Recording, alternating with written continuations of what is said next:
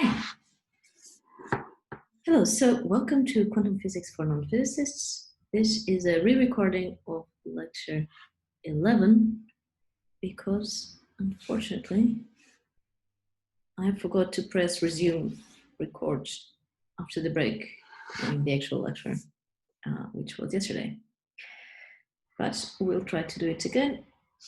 And I added a bit more material, it's just to be a bit more streamlined. Okay, but should be more or less the same content, except some things we didn't finish yesterday. I will actually finish now. Okay, very good. So yesterday was the 20th of October, and we'll do the double-slit experiment. So continue with the double-slit experiment. We'll finish up what we had of the observables at time equals 0, right off the slit. We will do some approximations for the wave function at different times, so we can actually see the interference happen. And we will see what happens when we actually measure which slit the particle goes through and why the interference disappears. Good, and tomorrow's lectures, so the one of Thursday, so the 22nd of October, I will place it directly on YouTube. I will not give it live because I need to go to the doctor with the kid. Good, so the daily analogy today is that imagine that you have the beginning of a race, beginning of a marathon, for example. You take a photo and you have like all the different runners and you cannot know what speed they have. Okay, so they're all like there together. But if you wait for a long time t and now you take a photo of the race, then you see that each runner is at the position corresponding to the time pass times their velocity, right? So the faster runner will be in the front. So by taking a photo of the position of each runner after some time, you know their average velocity. So exactly the same phenomenon we'll see happens with wave functions. So if here we have the wave function at time equals t, so the position wave function, and suppose it's a Gaussian that's quite narrow, which means that in the momentum basis, it's actually quite spread out. Okay, but we cannot see this here, just like we couldn't distinguish all the runners in the beginning. But if you wait for a very long time t, we let it evolve, and now we take a photo, what we'll get is these different peaks that correspond exactly to the components of the wave function that had different momenta, just like we saw here. So what we see is essentially a Fourier transform of the initial wave function after some time t. And so we will see, keep this in mind because we'll see this in practice later on in the lecture today. Good, so what did we do before? So we had this double slit experiment, which means that there's some kind of source of radiation, or it could be an electron, or it could be a photon, or whatever. It could even be like a small atom. And we let it go through two slits, which corresponds with like two little wave packets coming out. Okay, and we saw that, because of the distance between the two slits, because of the position of the initial source, they could have a relative phase, which just means how out of phase the little waves are compared to the envelope. Okay, so if they're like slightly to the left or slightly to the right, that's the phase. But we saw that we cannot measure the local phase, but we can factor out a global phase, which doesn't matter, and then all we have is a relative phase between what's on the left and what's on the right. And it took this case in which the two slits are identical, such that the wave function that comes out, it's the same wave function, just translated and with this phase. Okay, and we saw that they're far away enough. This is by design of the experiment, such that if we try to multiply them at any given position, at this position, or at this position, or at this position, this is always going to be 0 because their support is non-overlapping. Where one is 0, the other one, where one is non-zero, the other one must be 0. Good. And what I promised that we'd see, and we'll see later today, is that we'll have some time evolution termed by this unitary of t, which will be applied to the whole wave function. And this unitary is just going to be given by the exponential of the Hamiltonian, which is just a free Hamiltonian of a free particle. Okay, and of course this this acts linearly on this state, so we'll get 1 over square root of 2, superposition of it acting on the left, and the phase and it acting on the right wave package. And what this will mean is that, like, as we saw, if this is approximately a Gaussian, of course it's truncated, but to say it's approximately a Gaussian, then the one on the left will get spread out, the one on the right will also get spread out, which means that at some point they'll have some overlap. And because they're out of phase, so because the actual oscillations are out of phase, there'll be some points in which they'll interfere constructively, which means that the real part and the imaginary part have the same sign, and some points in which they'll interfere destructively. And where they interfere constructively, we'll have a higher probability of seeing a particle. Therefore, we'll see these interference fringes. Okay. Very good. So let's actually look at a simulation of this. Give me a second. Up. So I'll stop this share and I will share instead.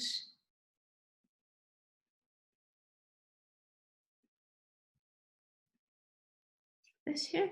So this is a simulation by the University of Colorado. You can find it. Where, let's say, suppose that first we just have one slit.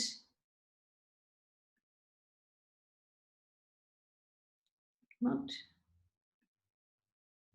Ah, that's not coming up. Let's do it again.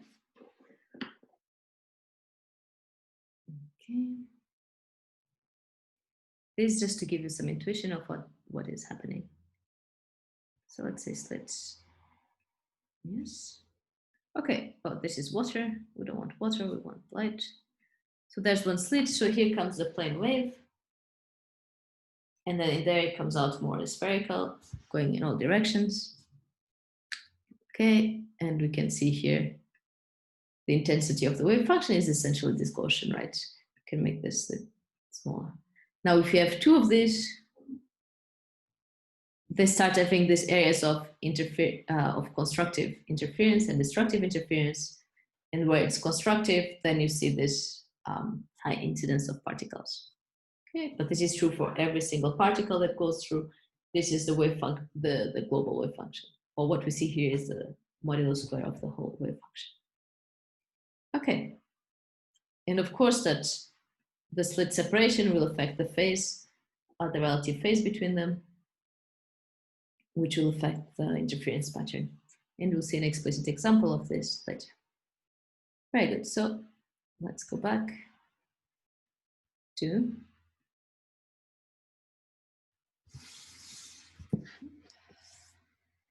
the lecture notes.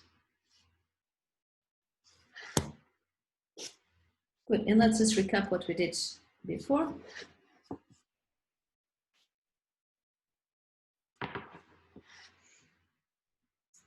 All right, so we saw that before we evolved the wave function, we saw, well, this evolution is unitary, so there must be some observable at the beginning. All the information about interference is already there, right? Unitary means it's reversible. So if I can get this information at the end by looking at the screen, there must be something that tells me already in the beginning that there'll be some interference and what it depends on. Which means we're looking for some observable that is dependent on alpha, because alpha is like this relative phase that tells us where the interference fringes will be, as we'll see. So we looked at the average position and moments of the position, and we saw that it does not depend on the wave function. In fact, it's just the average. Sorry, it does not depend on the relative phase. It's just the average of having it evaluated to the left and to the right. We looked at momenta, and by just putting, we did this without the purple thing. So by just putting a little n, we can look at powers of momenta, which also don't change anything, because we assume that, again, wherever one wave function is non-zero, the other one must be zero, and the same is true for all its derivatives. So it's independent of alpha. So now we're going to look at another observable, which you've seen before. That's this modular momentum. And why is this going to be a good observable? Because we saw that what it does to the wave function is actually to shift it, right? And this sounds like a good thing because we want to shift the left wave function on top of the right so that we can see the overlap between them. Okay, so we'll just do this.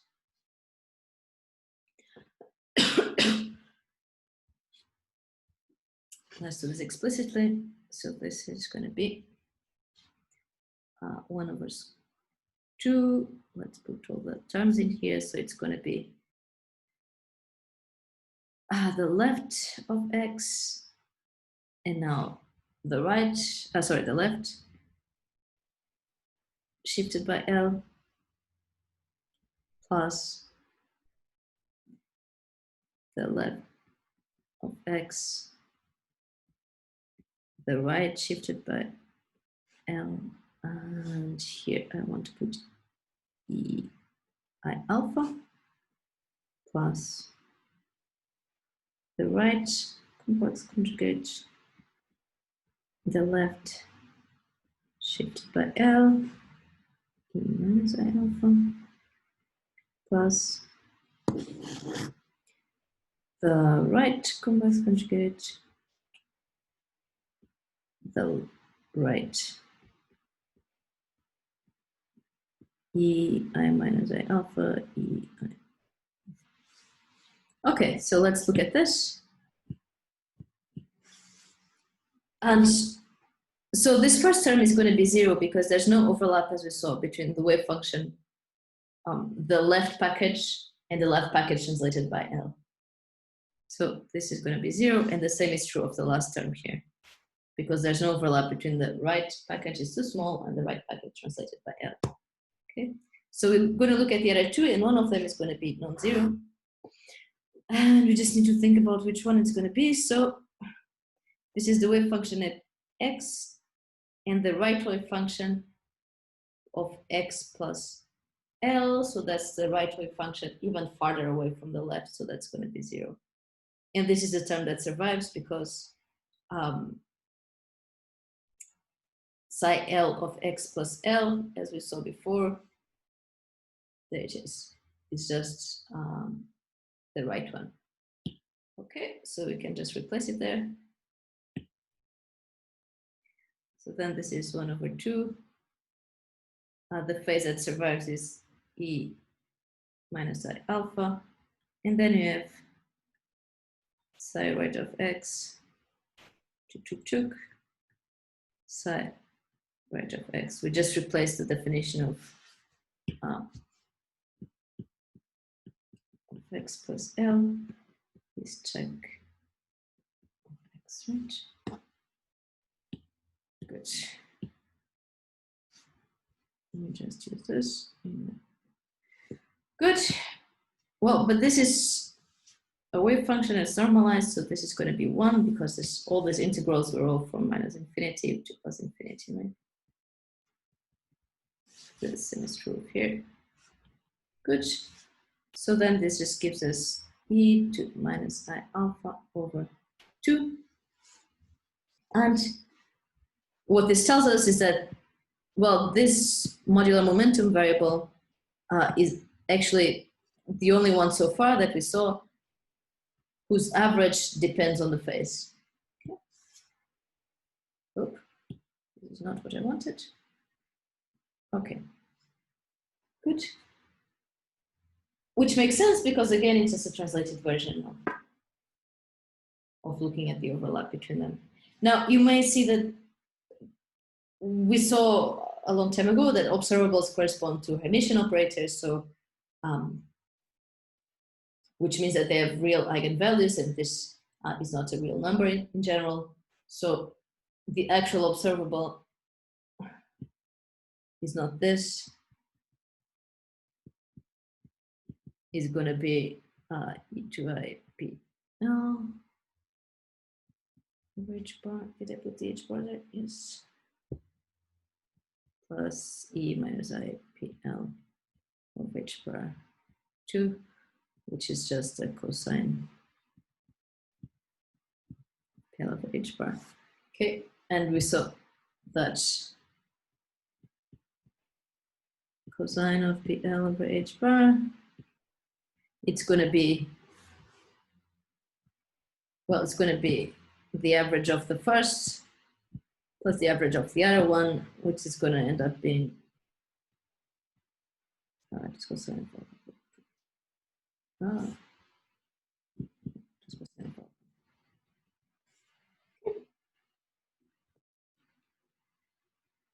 good.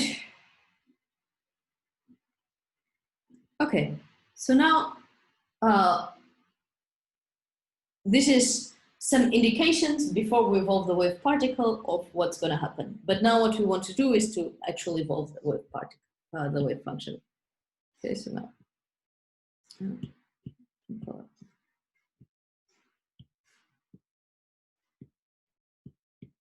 Okay, now we want to evolve psi of x and t. And we're going to do some approximations because looking at the simpler case, it's enough to get all the conceptual things we need to see the interference, and doing it in all its complexity really just adds complexity without adding much insight. Okay, so we will look at two approximations.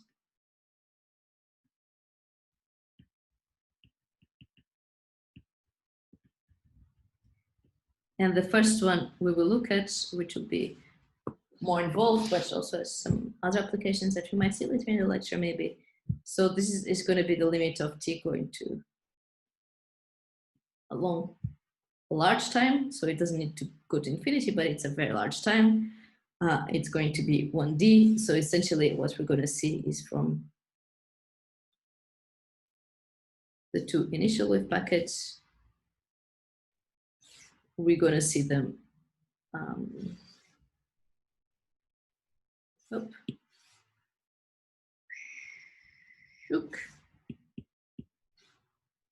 No. So this is t. We're going to see them spread out. And then we're going to see the interference in them. And then we're going to do another approximation, which is for t very small. And we will see the mass large. And the idea being that we don't give time for these two Gaussians to spread out. We're going to keep them kind of overlapping, but we'll start with a slightly different state, which is them going in opposite directions. Sorry. We're going to start with the two Gaussians going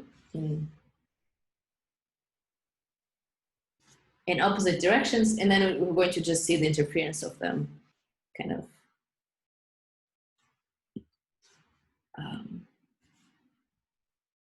here when they reach the same average position. Okay, so let's say this is going to be A and this is going to be B. So we'll start with the first one.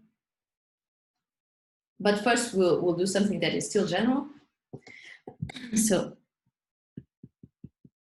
still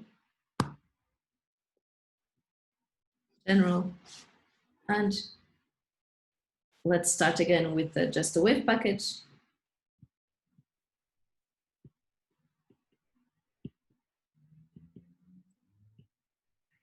So with this, the initial wave function being ikx, so I don't know, x minus x0, for example. Okay, where here we saw that the average position, sorry, the average momentum was h bar k, which we call p0. Give me a second, let me get some water.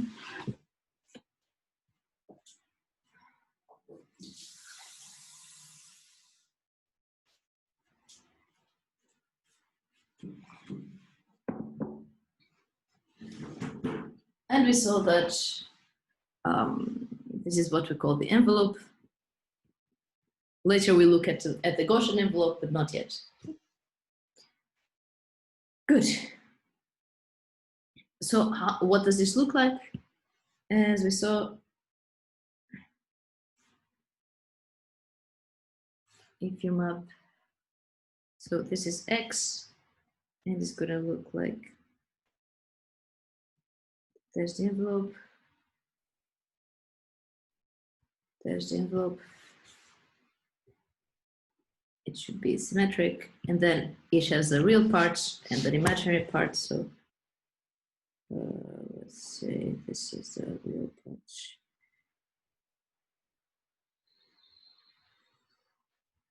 Chook. And the imaginary part.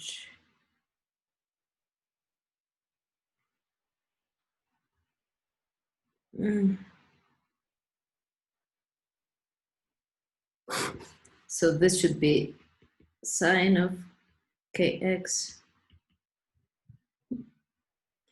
times this, which is the imaginary part of psi of x 0. And the green part, the dark green part should be the cosine of kx, which is the real part. Okay. And if we look at the momentum wave function, so let's just make this a bit smaller. If you look now at the momentum wave function, what does it look like? Well, let's say t0. Well, this is just given by the Fourier transform. Integral goes again, as usual, from minus infinity to plus infinity, e minus I p x over h bar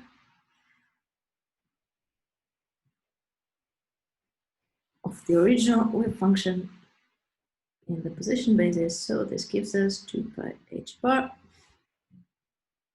x e minus I x over h bar. And now we have here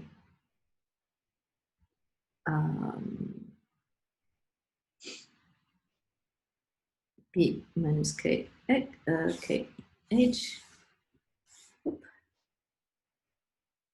bar and shear tack of x. Okay, so let's call this,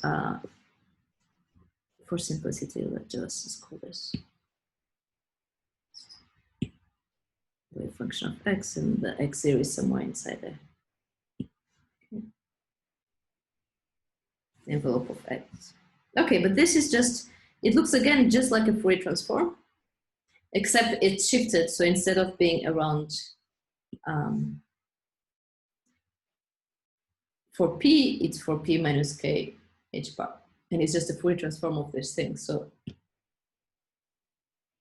this is a Fourier transform of the envelope, but for p minus check. Okay, where, let me just say this. 1 over 2 pi h bar dx e minus I p x over h bar check of x. Okay, it's just a Fourier transform. Good. So then what does this mean in terms of plot?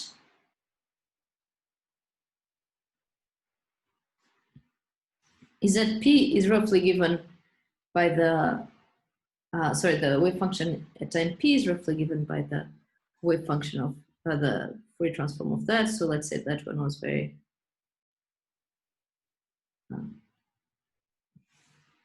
if that one was very wide, the original was very wide, then the transformed version is going to be very narrow, and vice versa. Okay, and where it has some oscillating parts or not, this will only depend on the, on the original envelope. Okay, good. So now we're going to evolve the wave function in the momentum basis, because this is much easier, because the Hamiltonian depends only on momentum. Okay, so what we want to do is go from phi of x times equals 0 to some psi of x at times t by doing this evolution, like the natural evolution, but we're going to go the long way around. So first we'll do this Fourier transform. One of them is called Fourier transform inverse. I never know which one. P, T. So one of them is going to be called ft minus 1. Let's say it's this one. It's a convention about which of the signs in the exponential corresponds to the normal Fourier transform or the inverse. Okay, so we're going to go this way around, because u of t, this is e to minus I h bar, h t over h bar, and the Hamiltonian, we saw that it's going to be p squared t over 2 mu h bar. Okay, so it's much easier to evolve in the momentum basis because it's a free particle. Good, so we do this. So we want to do pt, and that's just going to be, well, we add to the ut. Well, let's do it directly. So e minus I little p square t over 2 mu h bar. Okay. Times what was there originally, which was tag minus h bar. Okay. Okay. Good. So now we've done that. We've done this. We're going to do now the Fourier transform, and this is where it gets a bit more annoying. So we'll do the general form, and then we start with the approximations. So you see, physics has a part that is conceptual, which is like understanding this diagram, understanding why we're doing it this way, and then the rest is like glorified accounting, which means just like be careful, do things slowly. It's not scary. It's the integral, but we just need to try to keep track of all the terms. X, h bar, p, t, h. This is where I usually make mistakes, and there'll be typos. But as long as you understand the concept and then understand that it's a matter of being careful, it should be okay. Type x over h bar e2 minus p squared t 2 h bar of p minus, let's call it p0. Okay, where p0 is, let's just put it here. Okay. That's what I used there. Good, so this gives us again this integral. Now we're just going to rearrange the terms. E I over h bar. And now there's this thing. xp minus 2 over 2 mu t. And the Fourier transform of the envelope. Okay. So in the tutorial, we'll do the exact solution of this. Thank you, Nuria, for doing this.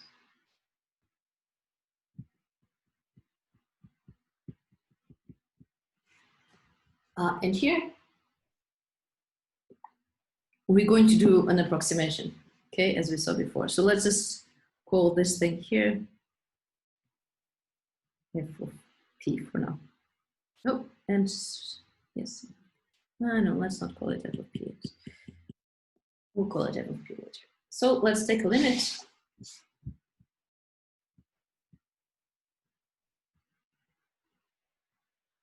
Approximation A. So we take the limit.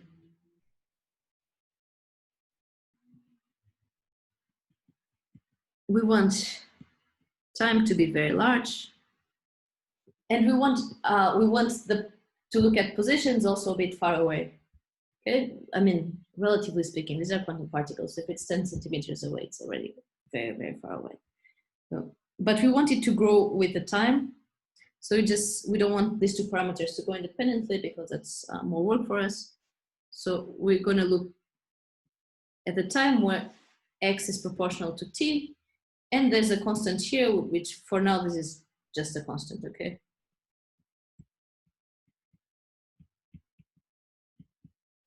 Okay, so it's like in the photograph that I saw in the beginning.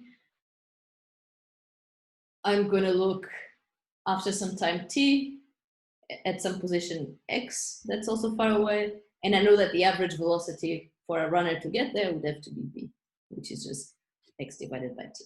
Okay? So we didn't do anything, we did not introduce anything new, we just gave a different name to this, to x, just express it in terms of time and v. Okay, so now we have the wave function again. Instead of x, I'm going to write here vt, so we don't forget. T. I use small t, but it's the same. So here it is. 2 pi h bar dp. And now, because we can replace it, we can replace x here with v times t. We'll be able to grab the t's out. Okay, and factorize them out. So that's what we do. E I t over h bar, and now here we go. We have v times p minus p squared over 2 mu. And now here comes this thing. P minus p0. And now this thing is, we're going to call this f of p, just some function. And now we use an approximation, which you will justify in the tutorial, not this week, but next week. Okay, it's called the stationary wave.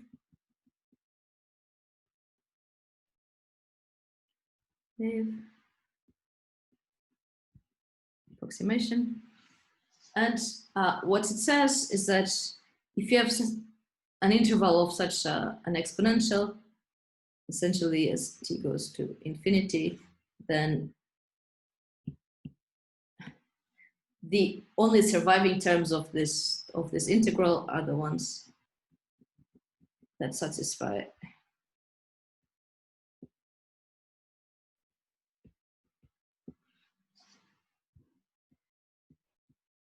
dp of f of p equals 0. So this corresponds kind of to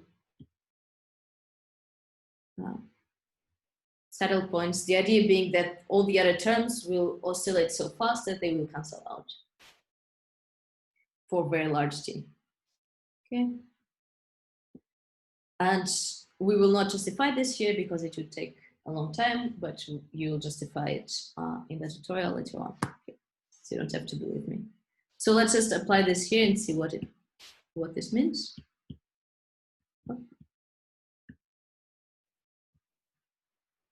Here in particular, let's see which terms survive. ddp of f of p is the derivative of that, so that's just v minus 2p divided by 2 mu, so it's just p over mu.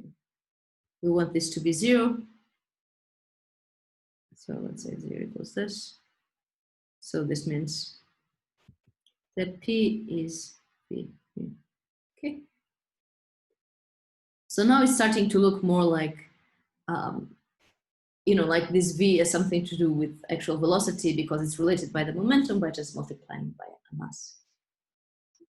So now what we do is to go here and add a delta for this condition to the integral, and we add a normalization constant, which again, you will justify in the tutorial.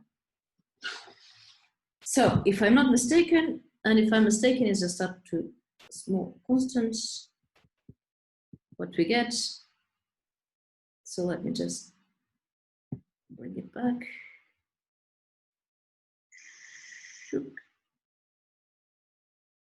Copy.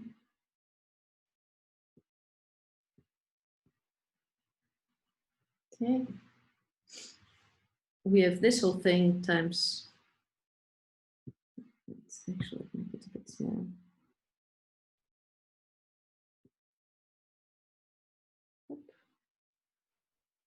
Very good. Times delta of p minus v mu times this normalization constant, which is going to be, in this case, a bit large to write. It's going to be square root of h bar to t. Good. So what does this give us? Again, from this integral, the only term that survives is the one that corresponds to this thing, in which yeah, we'll see what happens. So we have still 1 over square root of 2 pi h bar. The integral goes away, but we still get this term I t over h bar. And now here we can replace p with v mu minus p squared, so it's going to be v mu square over 2 mu jack of p minus p0, and this normalization constant 2 mu over t. Let's try to make things a bit simpler. So the 2 cancels out, the h bar cancels out. So we get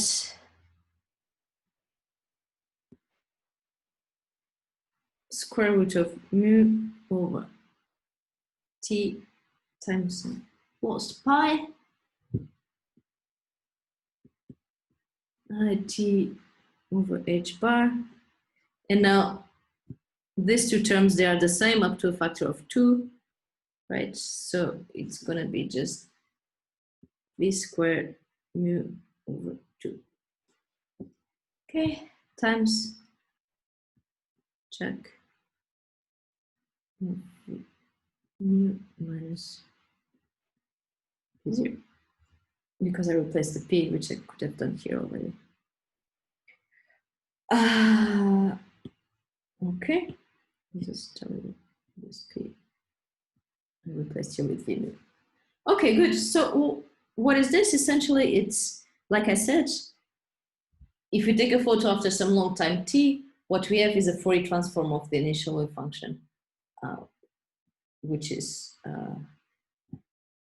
what is right here. So this is the Fourier transform of the initial thing. For what component? Well, for the component that corresponds to a runner or to a momentum of precisely v mu. Okay, good. Times some dampening factor that depends on t, which okay, no, sorry, it's times the phase and times the dampening factor, that so it goes down with t. Good. So now we do it. So this was just the evolution of a free particle after a very long time, taking this approximation, but now we need to apply it to the double slit experiment. Okay, so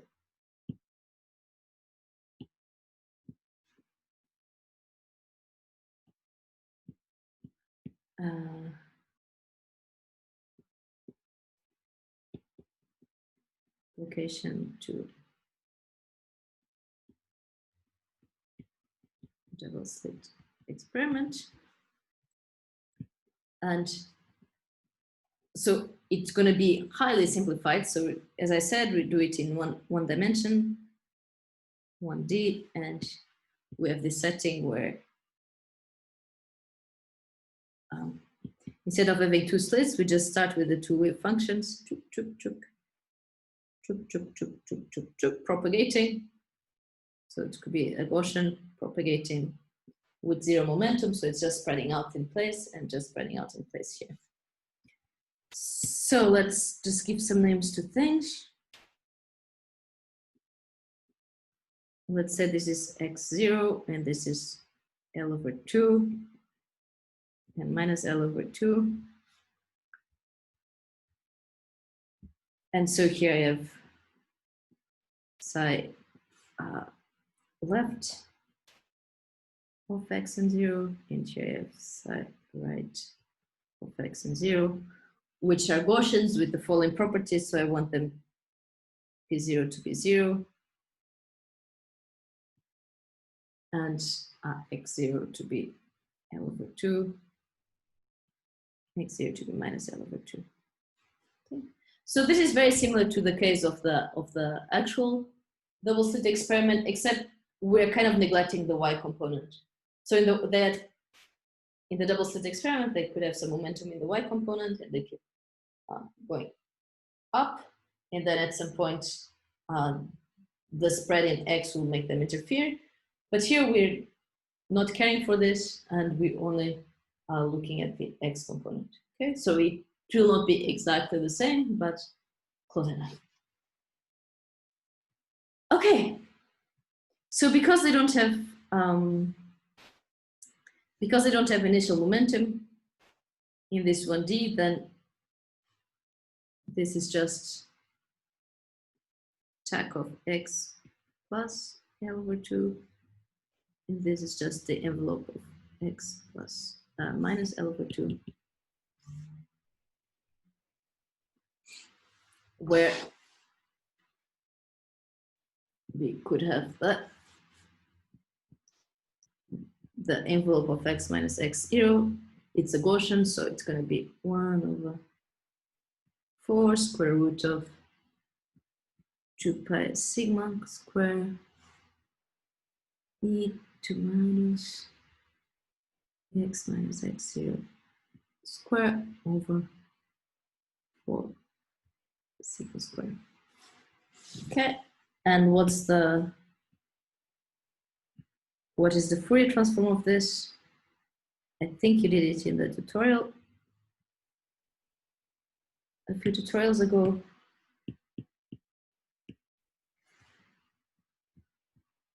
Of P, it's going to be, it's also a Gaussian, but this one is now oscillating by h bar square e to minus p squared over h bar square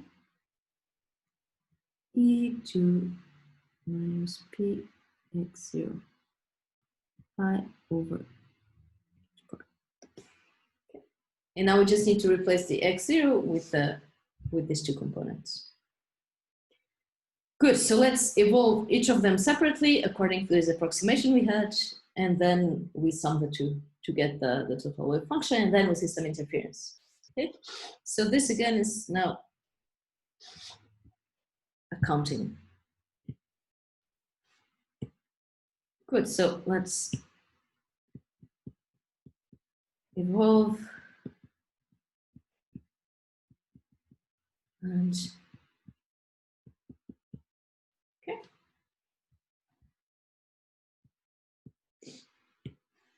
So we get of x and t. Now there's going to be a bunch of constants, and I will write to you what this is in a second. So let me just write here the terms that still might matter, and the rest we just put them in a bunch of constants. Mu squared v squared over h bar squared e to, this is what we had before, mu v h bar 2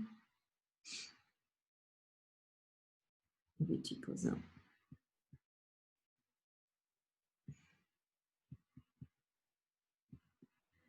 With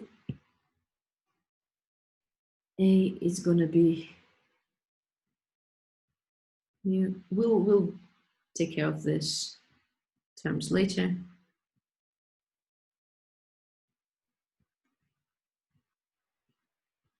So this second root is the thing that depends on just on the. So this comes from the Gaussian, and this comes from the general expression before. From this general expression for the evolved wave function. Okay. Good. And this comes from there as well. Did I leave some? Yeah. Yeah, very good. And then I just replaced here the x with this x plus L. Good. Let's do the other one. Right of, well, x is not really x, remember, it's not free. So it's vt, vt, t. This is a, e to minus sigma squared, mu squared, v squared, h bar squared. So in fact, yeah, no, let's not call this b yet. E I mu v h bar 2. And now here vt minus L. Okay. Now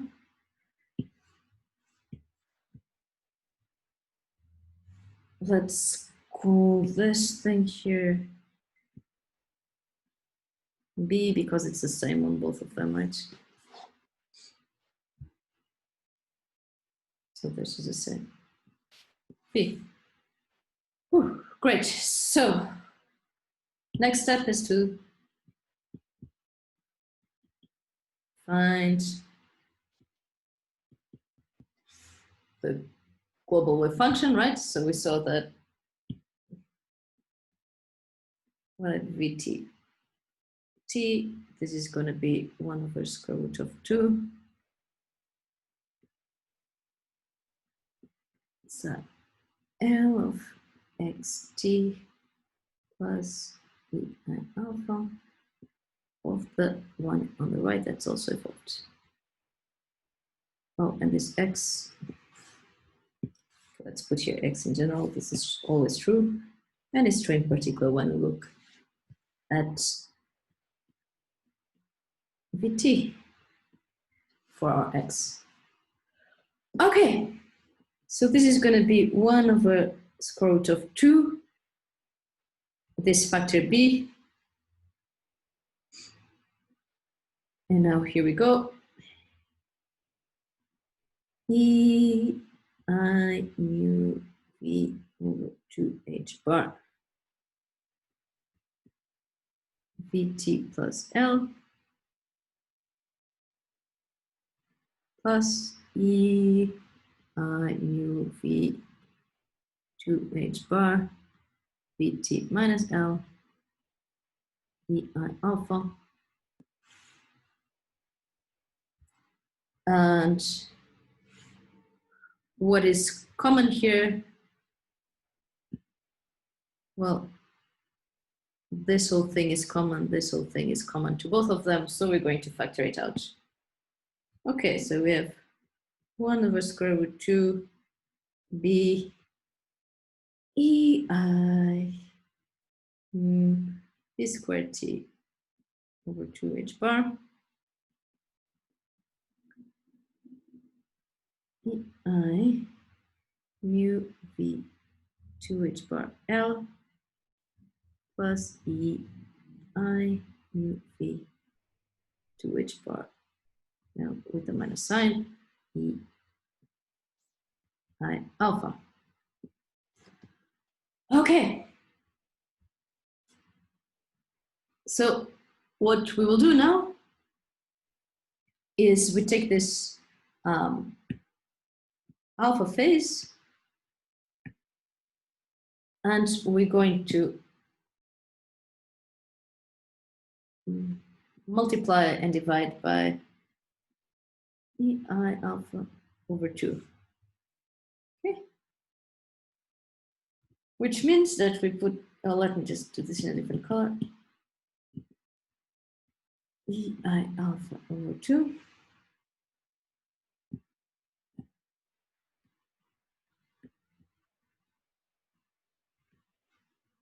So we put here E minus I alpha over 2.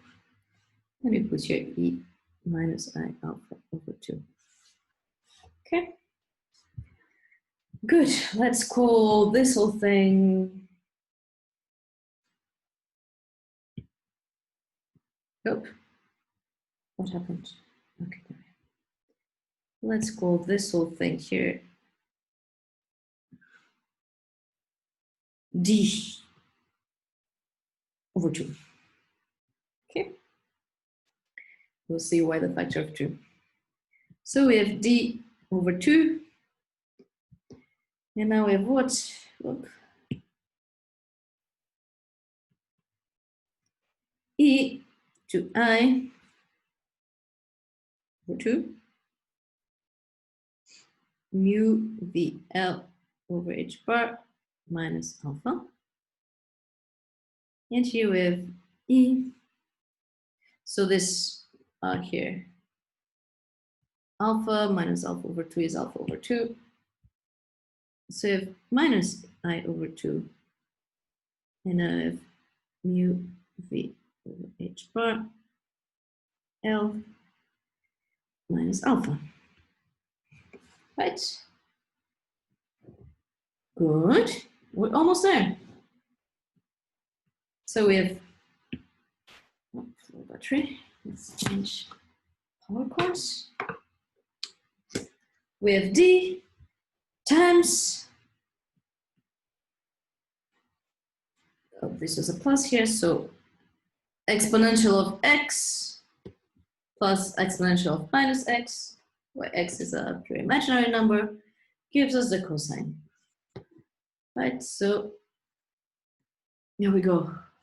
Of what? Mu 2L over 2H bar minus alpha over 2. Okay. What is D? What is this giant prefactor? I'm going to write the final solution and then you can go and do all the accounting for everything. Okay, and I might be wrong, but I think it is given by this. So for 2 sigma square, well, let's 2 sigma square by H bar square. And in fact, I can put here third, and I can put here 8. Sigma square of mu over T. E minus E squared over H bar square. E to I alpha over 2 plus mu V squared T over 2 H bar. What are all these factors? So this here is a normalization up to typos. This is going to be kind of a dampening. So over time it will get fatter. This is a global phase. And this is kind of, this is going to be our Gaussian envelope. So the global phase is going to be insignificant because if we look at this square, which is what matters, And we'll see in a moment why. So that's going to be, sorry, H sigma square, H bar square, mu over T, and here's just E minus 2 times everything else,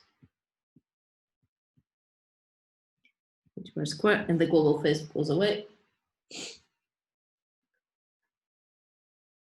So if we look at, we're getting there.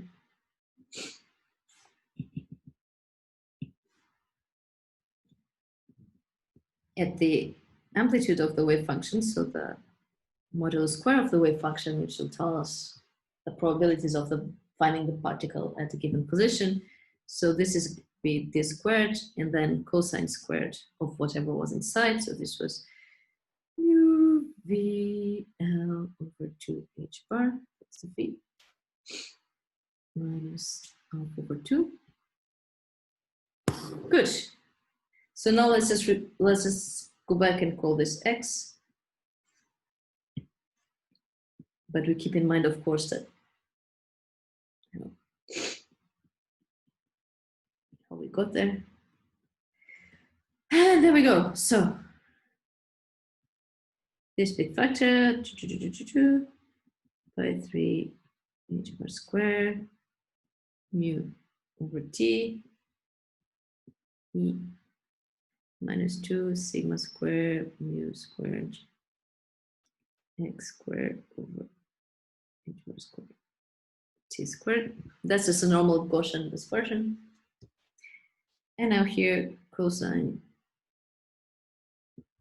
square of mu L over 2 pi times x over t minus alpha over 2. Okay, up to typos, it looks like this. Which means what? So it's going to be a very big, modulated by a big Gaussian that will get flatter and flatter over time. The average position is 0 because it's the middle of the two wave functions. My baby woke up. And inside, yeah, I'm coming in a second. And inside, it's going to look like this, the cosine square, where here's the 0. Okay. And these things here are the interference fringes. This is where we see the particle at the end. So I will make a stop here and then we'll continue later. Give me a second. Okay, let's continue. So,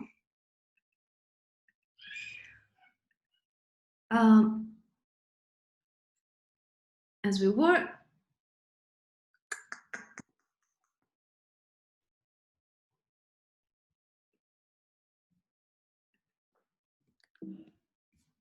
okay, there we were.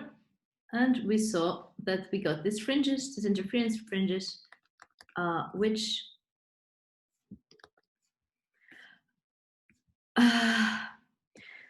you can detect alpha in these fringes by how shifted kind of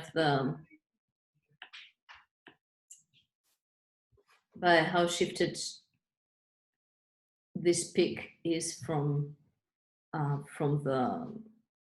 the middle of the Gaussian. Okay. So, but we will look first. So this was the approximation for a very long time, and now we're going to look at a much simpler toy example, okay, which already contains the relevant physics, but it's much different. So this is going to be approximation B, which is a simpler toy example.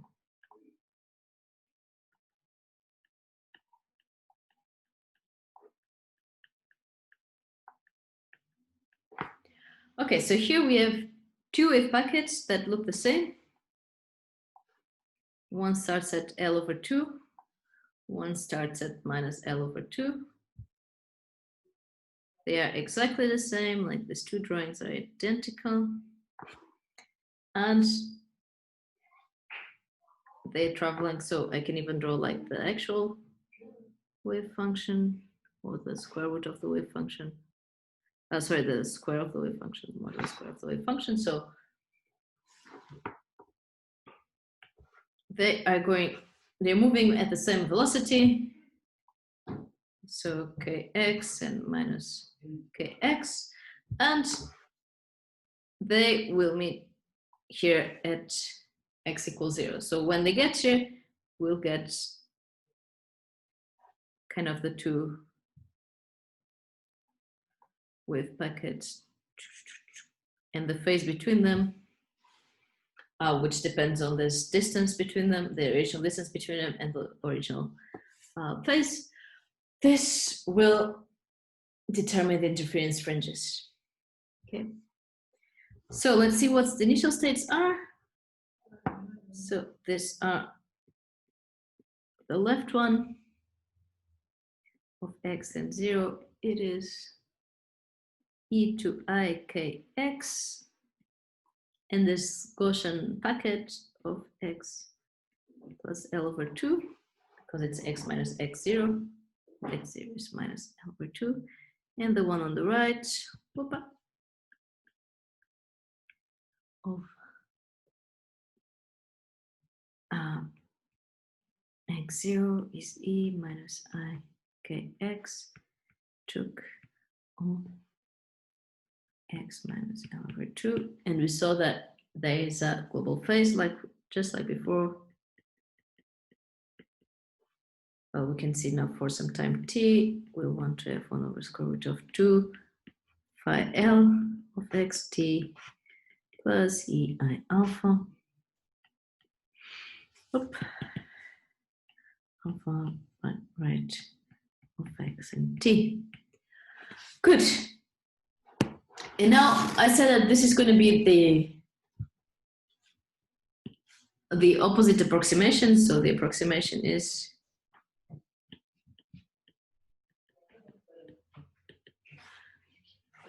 we're going to make t small and we make mu large. Okay, and we'll see later what exactly we require. But the idea is that we saw that the variance evolves with time as the initial variance of the momentum. So of the Fourier transform of that t squared plus delta x0 squared. And the idea is to make this time so small that this factor here is very, very small. Okay, and make, so not only t very small, but make u very large to make this whole thing being more or less 0, so that we say, well, for very small time, very heavy particle, it kind of maintains its form, its shape. Okay, it takes a long time to disperse, and we look only at small times. So, and this allows us to do a very neat trick. So we're going to first just rewrite the Hamiltonian. So remember, the Hamiltonian was p squared over 2 mu. But now we say, well, p is going to be p0 plus the identity plus p minus p0 times the identity. We didn't do anything. So this p0 is h bar k, as we know. It's like really the initial p0. So what I mean by this is p at time 0. Okay, which in the case of the Gaussian is going to be h bar k, but in general could be something else. And this thing here, let's just call this p prime. Okay, good. I will erase here the h bar k so that we know the more general case. Okay, so that's just phi of t equals 0, p I of t equals Good. All right, so now we're still only rewriting the Hamiltonian. So we have p squared over 2m. So this is p0 identity plus pli took over 2 mu. Well, and this is what p0 squared times identity square is the identity. Now here we have two factors in principle, but because they commute, we just get twice p0 p times the identity, but the identity doesn't do anything, so we can get rid of it. And twice that divided by 2 mu is just 1 times mu plus, and here comes the p squared over 2 mu. Okay, and the approximation now is saying, well, this is very small.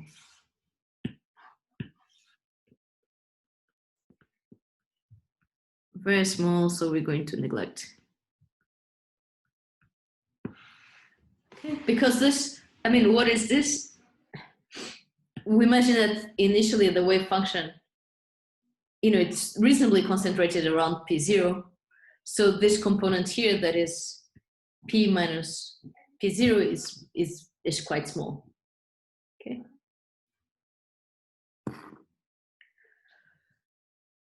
Good. But we don't make it so small that this term goes away. We keep this term. Okay. Just the square of it. Good. So, and so here's where the approximation came in. Well, we get p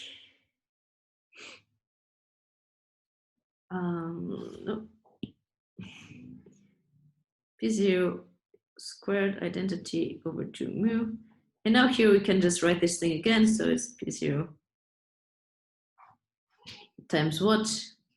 P bar is p0 identity with a minus sign plus p over mu.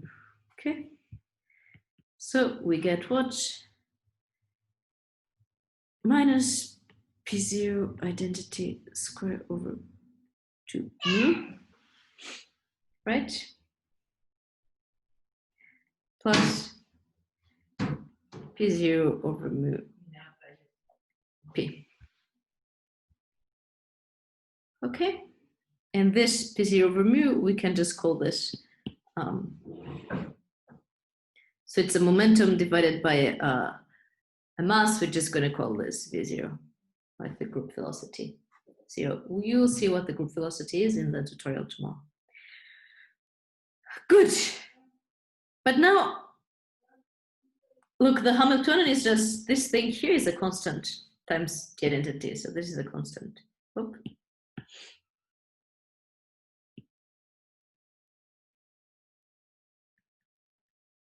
So it doesn't do much. All it will do will be to add a global phase, because we can see what it is.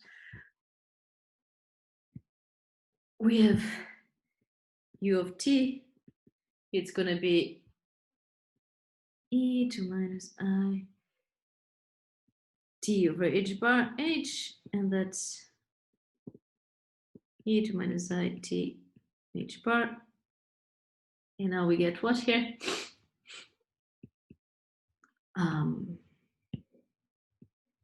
P0 identity square over 2 mu.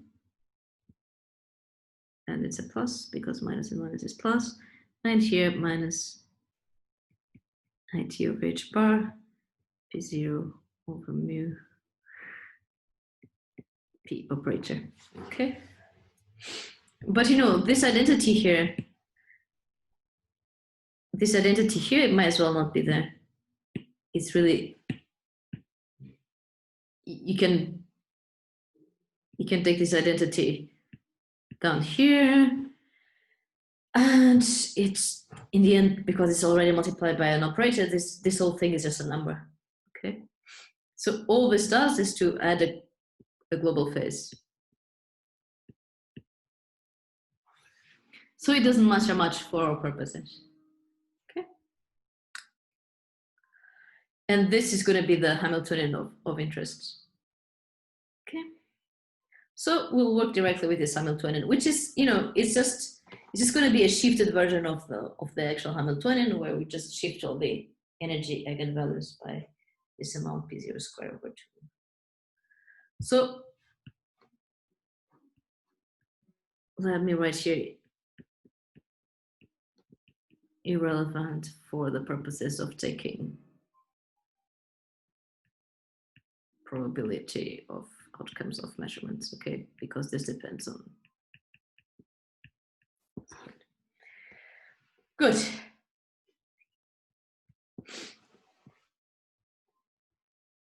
Very good. So we work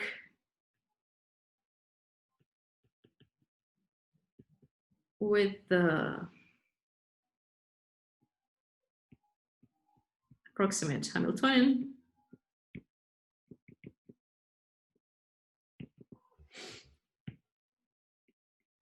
H bar, which is just P0 over mu P. Is this right? Am I forgetting anything? No. Okay. Which I call this V0. V0 P. So what we did is, by this approximation of saying, oh, we only care for very small time and we care for very large mass, we just went from a Hamiltonian that was quadratic in the momentum to a Hamiltonian that is linear in the momentum. By the way, this is the Hamiltonian of a massless particle, like a photon, follows this kind of evolution. It's going to be an evolution where you don't have the dispersion of the Gaussian wave function. Okay. So now, how do we compute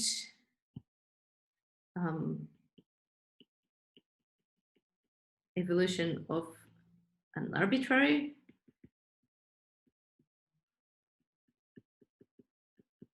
wave function? Well, guess what? Xt is going to be e to minus I t over h bar, and now comes p0p phi of x0. But this is precisely the modular momentum operator that we saw so many times.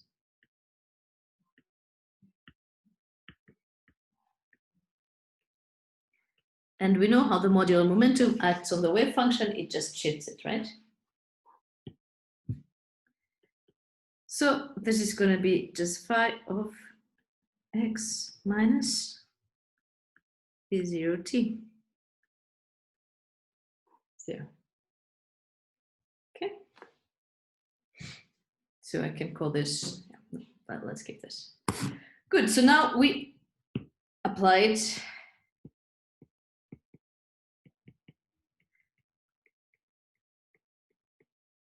to our two wave functions. So we have that V0L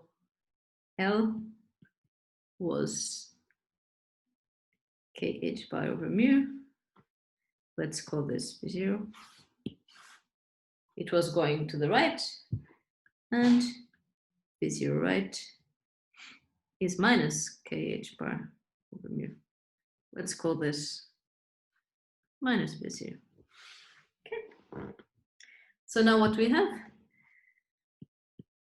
L of x and t is going to be given by the initial wave function on x minus tv, right? Which is what? Well, let me try to fit this all in one page.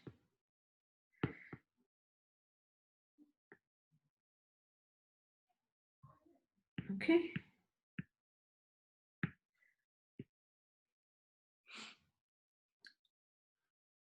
So we just take the initial wave function and we just put all the, wherever there was x, we put x minus tv. So we have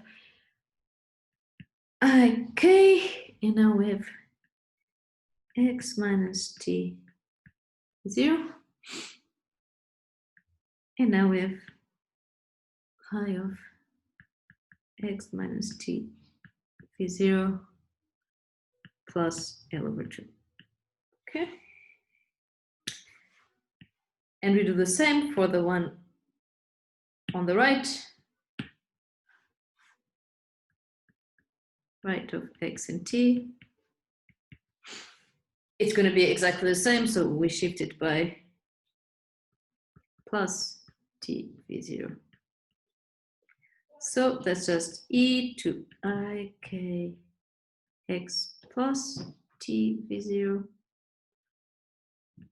check of x plus t v 0 minus L over 2. Okay. Good. Now we put them together.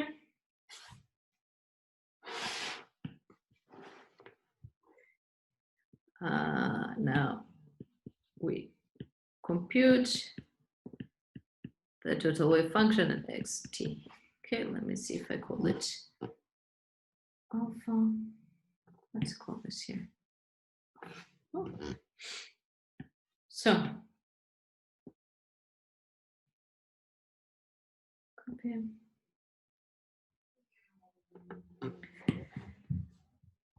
Took alpha of x and t. This is just 1 over square root of this. And we now bring together everything we saw before, and we're going to do kind of the same tricks as we did in the previous approximation. So 1 over square root 2 e, the one on the left, x minus v. I'll just call it v instead of v0 because it's just simpler. It's right here.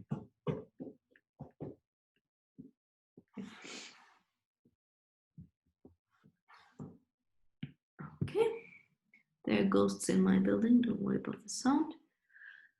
And now the envelope, minus t v0 plus L over 2 plus e I alpha e minus I k x plus tv times this thing, x plus tv, there's the 0, minus L over 2. Good.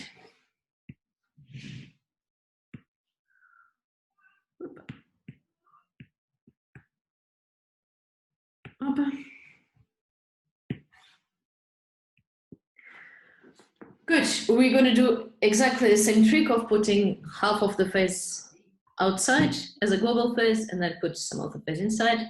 And we will already replace here the wave function for, where was it? There we go. We'll replace it with the Gaussian wave function. Okay, we'll use this.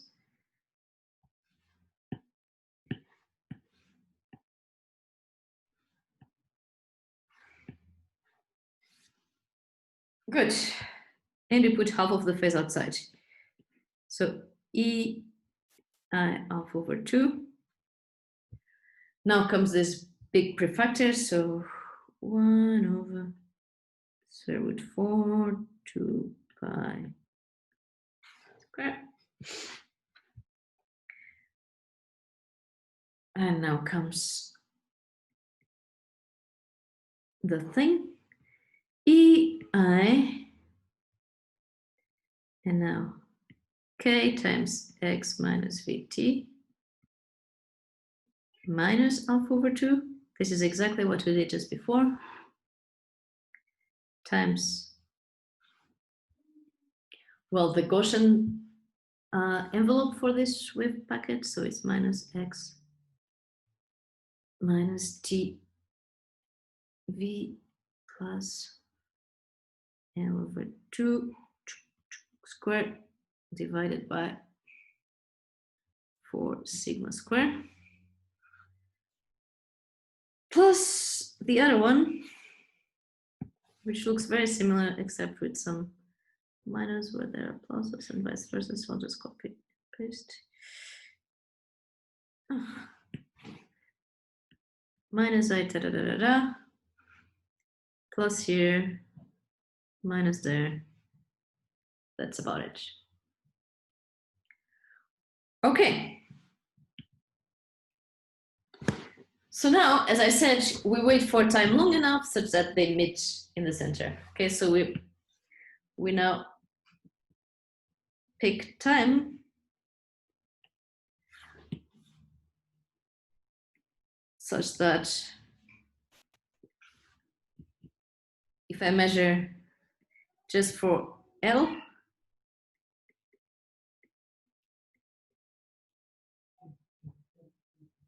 time t, L of time t, I want them to be at the same. So I want them to be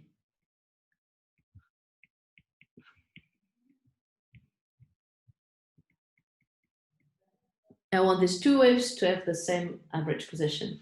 So we know they're in the middle. Okay. And because we started with them being like symmetric around 0, this is going to be 0, which gives us what?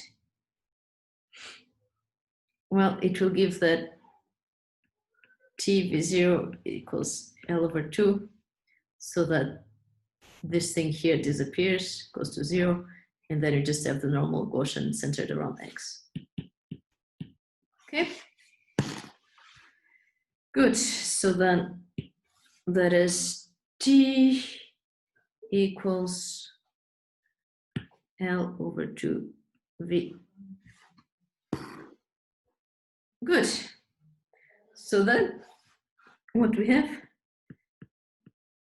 of x and L over 2V. At this precise time, we're going to take a picture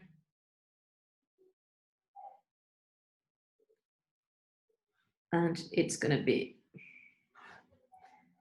this thing. The prefactor is still the same. Chuka chuka. But then here we have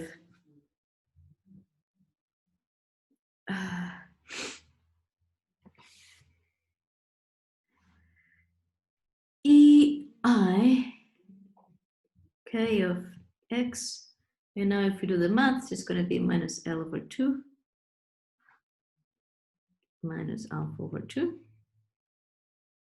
chuk plus E minus I, same thing, k x minus L over 2 minus alpha over 2, and this whole thing multiplied by the Gaussian prefactor, because it becomes the same for both of them, which is going to be E minus x squared over 4 sigma squared. Okay. Again, let's divide this by 2 and multiply by 2 here. And what we have here on the right is just the cosine, right? So we get square root of 2 over this thing for 2 pi sigma squared EI alpha. Nobody cares, as a global phase, E minus x over 4 sigma squared. And now comes here, cosine of what? Of k times, and let's put just everything inside here, x minus L over 2 minus alpha over 2k. Just because it will make it easier to look in the plot. Okay, so now let's plot this thing. And in fact, we can already plot the square root of this. Sorry, the square of this to get the actual probability density. So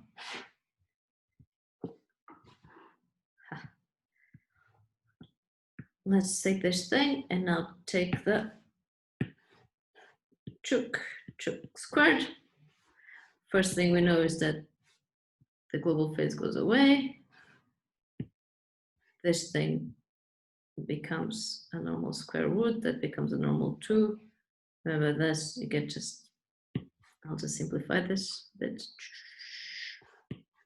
You just get square root of 2 over pi square h bar. Sorry, where did I get the h bar from? Why don't I have an h bar?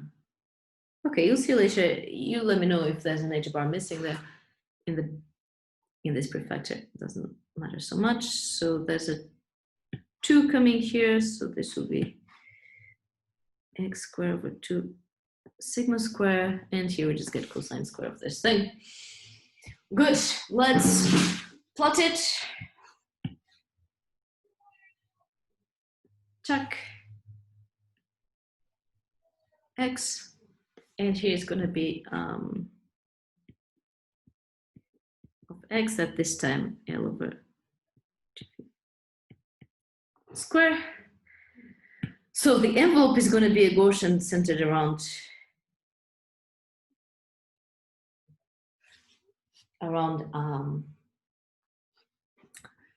x, with this thing here being kind of sigma, this distance being sigma, and now the actual wave function, it's going to be a cosine square, which I'm not very good at drawing, but we can try.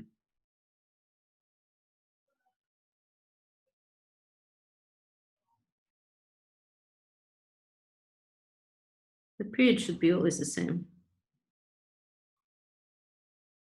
Okay. And to look how to read this thing, it's very simple. So if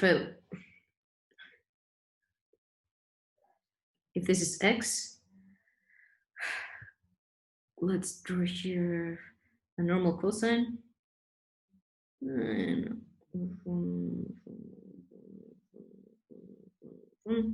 So this is cosine of kx plus beta. Then minus beta. Let's write minus beta because that would be easier. And, x minus beta. Then this is beta over k, and the period is 2 pi over k. That's like it's the period over x, which means it's the wavelength of our wave. Which means here, because it's the cosine squared of that thing, the cos square would be something like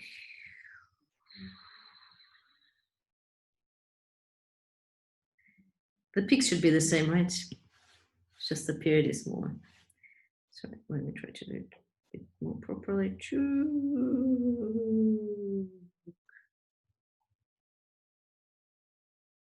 Right. So this is cosine squared of that thing.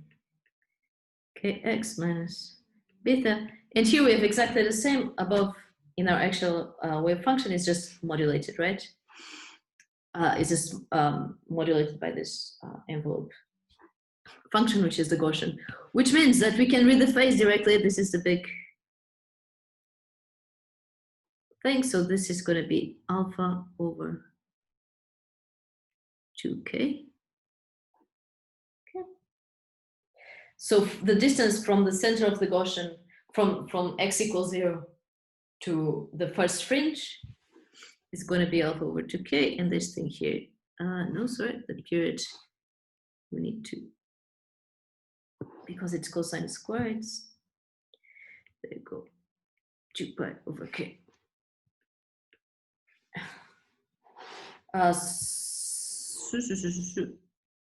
Plus L over 2. I forgot the phase there, it has a plus L over 2. Good. Okay. So again, what you actually see on the screen is just fringes where this thing is very high, and these are the interference fringes. And the intensity of them, I mean, the intensity would be higher where this amplitude is overall higher, and here it's very small. Okay, so we did all this to do what? To take a toy model for the double slit experiment, which is much easier to model because we don't think about the dispersion of the wave function. We just take two of them going like this. Okay, and this already has all the physics needed to analyze the actual double slit. It goes from below to above. Good, so now there's only one thing left to do, which you will do mostly in the tutorial, but I will still show you here, which is just thinking about what happens in the double slit experiment when we measure which slit the particle goes through. Okay.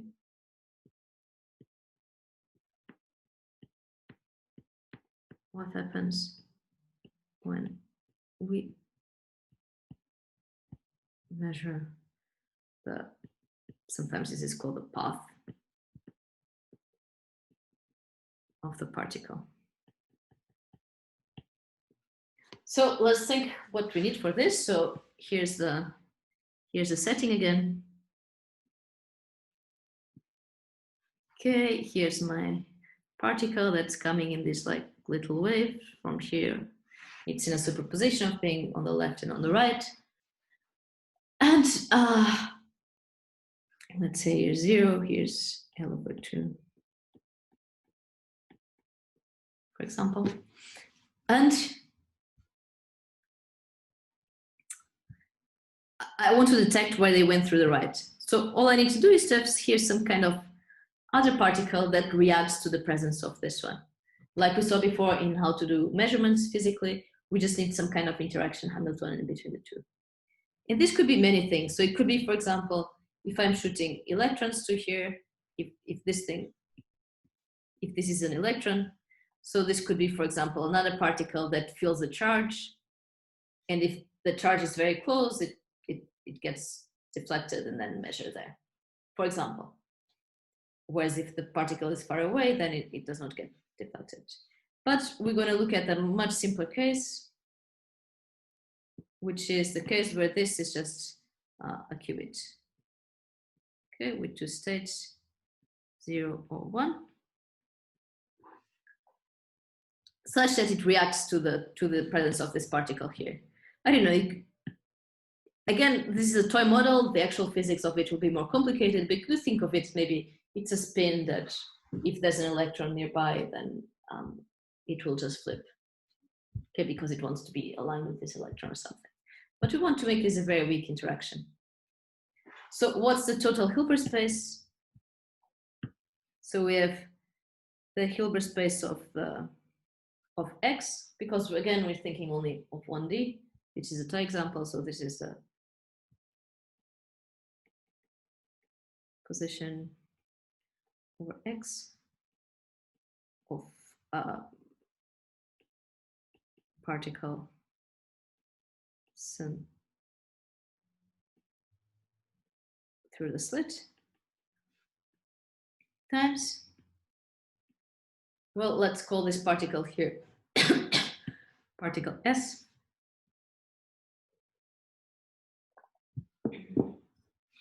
And this is our pointer particle. Okay, and in the in previous times we looked at the measurement, this was again a continuous variable. But in this case, it's not going to be okay. It's going to be the simplest example. So we just want it to be a qubit. Okay. And we want the simplest possible interaction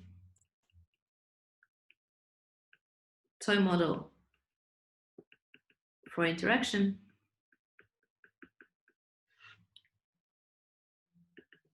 It's going to be something like this.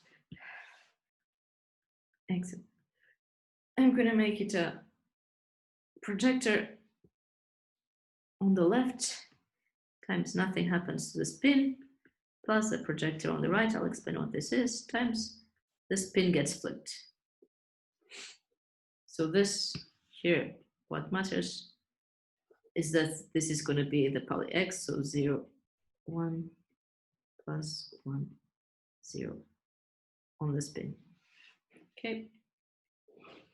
Do not confuse it with the measuring x position. It's a poly x, bit flip. Good. And here, well, I'm just going to make it the integral from -infinity to 0. Being there. So it's like a very coarse-grained position measurement where I just ask, is it to the left? And this is a very coarse-grained position measurement operator where I just ask, is the position positive? Okay. And because of the way we define these initial wave functions, the psi L and the psi right, we have that when they come right out of the slit, we have that psi L, it's going to be itself, because all the support of this wave function is all on the left. Okay. So this is itself. But if you try to project it into the right, then it's 0. Because I'm asking, is the particle on the right? And I'm applying it to the wave function of it only being on the left. Okay, so this is 0. And this is going to be the same as if I apply L to the right one. And if I apply pi R to the right one, I just get it again. Okay, good. So now what you'll see in the exercise class is that if you apply this unitary to your initial state, sorry, which is what? Psi L plus EI alpha, psi right, tensor, let's say we put the pointer first in state 0. If we apply this, you'll do this in the tutorial. And you also think of what interaction, what Hamiltonian generates this thing, then you get, oh, I forgot here, square root of 2. You get 1 over square root of 2 of psi L 0, this is x, plus EI took psi right of x, tensor 1 in the spin. Okay. So what this means now is, now suppose that now I measure, so now we had a superposition of just over the position, and like all the measurements that are like glorified CNOT, control not gates, what happens is that now the superposition is extended between the two systems into entanglement between the two systems. Okay. And you'll see next week another way of looking at this, but for now, what matters is that now suppose I go and I measure. Suppose I measure S in the Z basis, which is just asking if it's 0 or 1, right? So then what happens? Let's look, for example, at the probability of getting outcome 1. Well, let's just, let's call this thing here, let's call this psi tilde, okay, on X and S. So this is psi tilde. What did you do? We did nothing on X, and we're measuring what it's on 1. Psi tilde, right? This is one way of looking at measurements. And this, you're going to compute that this is exactly 1/2. Okay. You can look at it. You can see like the only terms that survive are the ones that have a 1 here, and the global phase, this phase will not matter because it becomes a global phase in this projection, and then you just have this factor 1/2, but you have 2 of them, 1 over square root of 2, so you get 1/2 as well. You can do this, okay? So then what's the post-measurement state?